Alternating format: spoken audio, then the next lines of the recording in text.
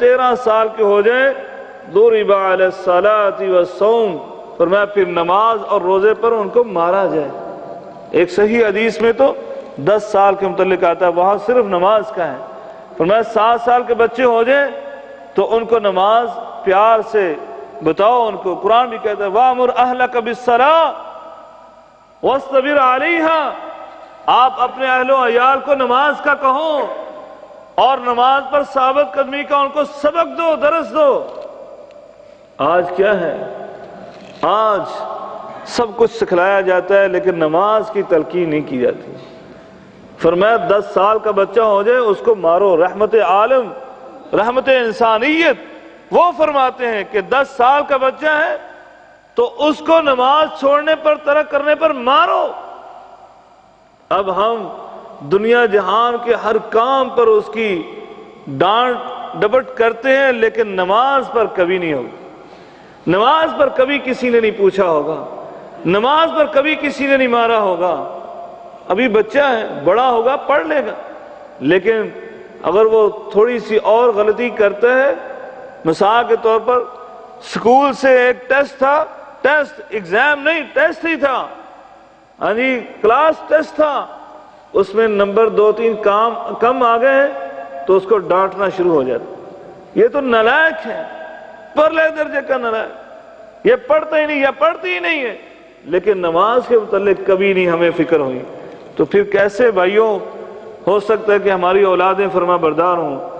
وہ ایسی بات ہی ہوگی جیسا کہ سیدنا عمر فاروق رضی اللہ تعالیٰ عنہ کے پاس ایک آدمی آیا تھا شکایت لے کر۔ یہ حدیث پوری کر لیں پھر میں واقعہ سناتا ہوں۔ فرمایا جب 16 سال کا ہو جائے اس کی شادی کر دو، اور پھر کیا کرو؟ فرمایا پھر اس کا ہاتھ پکڑو۔ نبی کریم صلی اللہ علیہ وسلم فرمایا فَأَخَذَ بِيَدِهِ، اپنے اس بچے کا ہاتھ پکڑو اور کہو قد ادبتک، میں نے تجھے ادب و احترام سکھایا، تعلیم دی، تمہاری میں نے پرورش کی۔ فرمایا وعلمتک، اور تجھے میں نے بہت ساری چیزیں سکھلائی، وانکحتک، تیری میں نے شادی بھی کر دی۔ فرمایا پھر اب یہ دعا کرو واعوذ باللہ من فتنتک فی الدنیا وعذابک فی الاخرہ، اب میں تیری پناہ مانگتا ہوں اس دنیا میں تیری آزمائش سے اور آخرت میں تیری وجہ سے عذاب کی۔ بھائیوں اس کا مطلب کیا ہے؟ اس کا مطلب یہ ہے کہ کہیں آپ یہ نہ سمجھیں آپ نے نماز پڑھ لی، آپ حاجی نمازی بن گئے، اپنی اولاد کو آپ نے نہیں پوچھا تو آپ بری ہیں۔ ایسا نہیں ہے، یہ اسی لیے سکھایا جا رہا ہے کہ پناہ مانگیے آخرت میں عذاب کا۔ آپ سے بھی سوال ہوگا، آپ حاجی صاحب، نمازی صاحب ادھر آئیے ذرا، آپ کی اولاد نے نمازیں نہیں پڑھی، ان کا حساب و کتاب دے کر جائیے۔ ہاں اگر آپ نے تربیت کی، ان کو مسجد میں لے کر آتے رہے، مصیبت ہر معاملہ ہی برعکس ہو چکا ہے۔ اب تو بچوں کو مسجد میں لے آئے تو مقتدی مولوی صاحب نہیں چھوڑتے، وہی کہتے ہیں ان بچوں کو گھر نہیں چھوڑ کر آ سکتے۔ عجیب معاملہ ہے، بچے شور کریں گے نہیں اور کیا کریں گے؟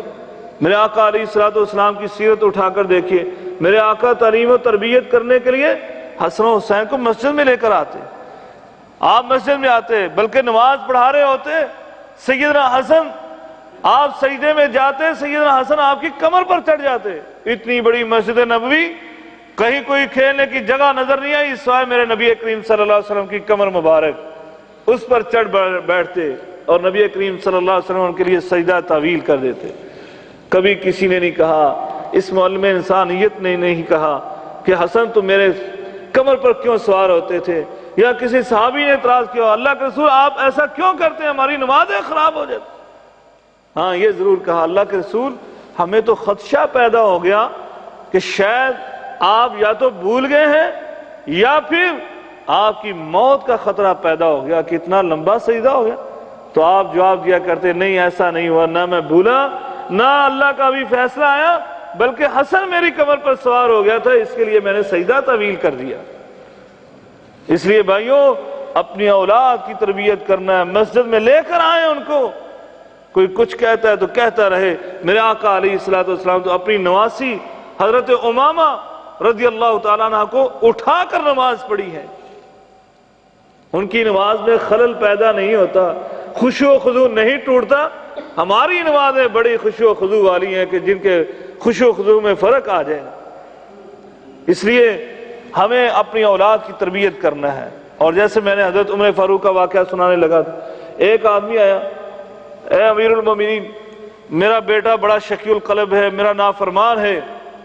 آپ نے اس کے بیٹے کو بلا لیا, کہا نالائق, تیرا باپ تیری شکایت لے کر آیا ہے, تو اس کے حقوق کیوں نہیں ادا کرتا؟ کہا اچھا, کیا امیر المومنین والدین کے ہی حقوق ہیں؟ آج اسی کو ہم نے سامنے رکھ کر یہ موضوع انتخاب کیا تھا, اور ابھی میں بات ختم کرنے لگا ہوں کیونکہ یہ موضوع بڑا طویل ہے. انشاءاللہ آئندہ مہینے میں یہی موضوع چلائیں گے. کہا صرف والدین کے ہی حقوق ہیں یا اولاد کے بھی حقوق ہیں؟ امیر المومنین نے فرمایا نہیں, اولاد کے بھی حقوق ہیں. کہا کیا حقوق ہیں, آپ بیان کریں. کہا اولاد کا سب سے پہلا حق یہ ہے جو آج ہم نے بیان کیا کہ باپ اس کے لیے ماں لے کر آئے تو انتہائی پاکیزہ ماں ہونی چاہیے, نیک صالح خاتون ہونی چاہیے.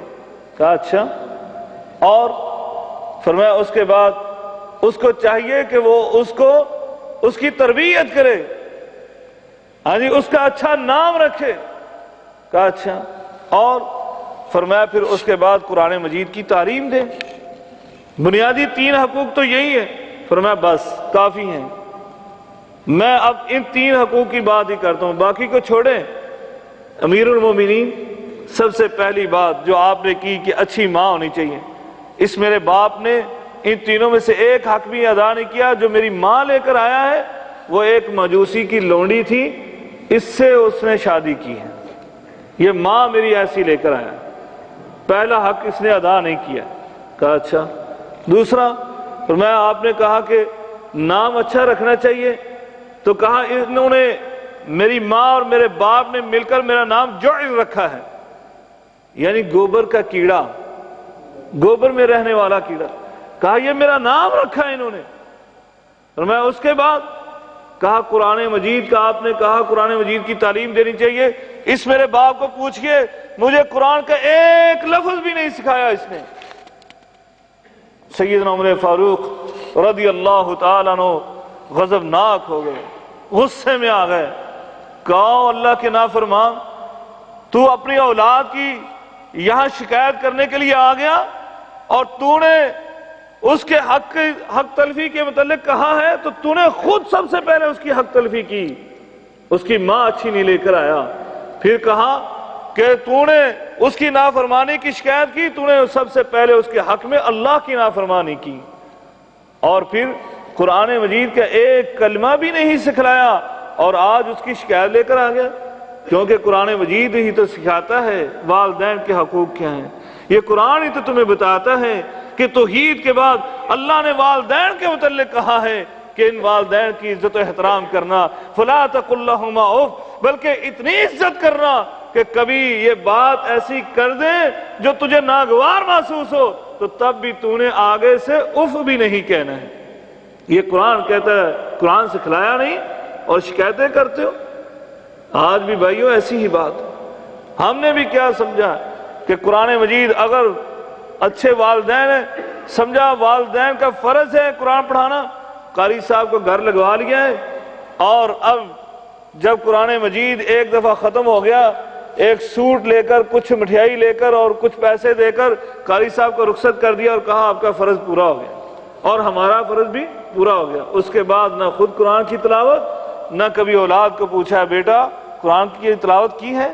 کبھی آپ یقیناً میں نہیں پوچھوں گا کون کون ہے, لیکن ہم سب اپنے اپنے گریبانوں میں جا کر دیکھیں. آج جمعے کا دن تھا, کس کس نے سورہ کہف کی تلاوت کی اور کس کس نے اپنے بچوں کو کہا کہ سورہ کہف پڑھی ہے کہ نہیں پڑھی ہے. آپ کہیں گے ہمارے بچے تو پاکستان انڈیا میں, آپ نے فون کیا ہوگا, پوچھا بیٹا آج سورہ کہف پڑھی تھی, اور بہت کچھ پوچھا ہوگا.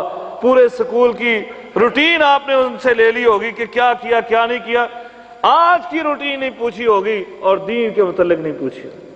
پھر بھائیوں ہم گلا شکوہ کرتے ہوئے نظر آئے کہ ہماری اولادیں نافرمان ہیں، تو پھر کیا ایسے ہی ہوگا، رزلٹ ایسے ہی نکلے گا، یہ مکروہ نتائج ہمارے سامنے آئیں گے۔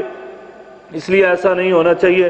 اللہ رب العالمین سے دعا ہے کہ اللہ تعالیٰ ہمیں صحیح معنوں میں اپنی اس قیمتی دولت کی تربیت کرنے کی توفیق عنایت فرمائے۔ انشاءاللہ العزیز باقیہ مضمون جو ہے آئندہ درس میں بیان کریں گے۔ اللہ رب العالمین سے دعا ہے کہ اللہ تعالیٰ ہمیں قرآن و سنت کے مطابق اپنی اولادوں کی تربیت کرنے کی توفیق عنایت فرمائے، اور اولادوں کو اپنے والدین کا فرما بردار بنائے، اور ہم سب کو اپنے والدین کا صدقہ جاریہ بنائے، اور پریشان مسلمانوں کی پریشانی کو دور فرمائے، بے اولاد مسلمانوں کو اللہ تعالیٰ نیک اولاد عطا فرمائے، اور جن کو اولادیں دی ہیں اللہ تعالیٰ ان کی اولادوں کو ان کی آنکھوں کی ٹھنڈک اور دل کا سرور بنائے۔ وآخر دعوانا الحمدللہ رب العالمین۔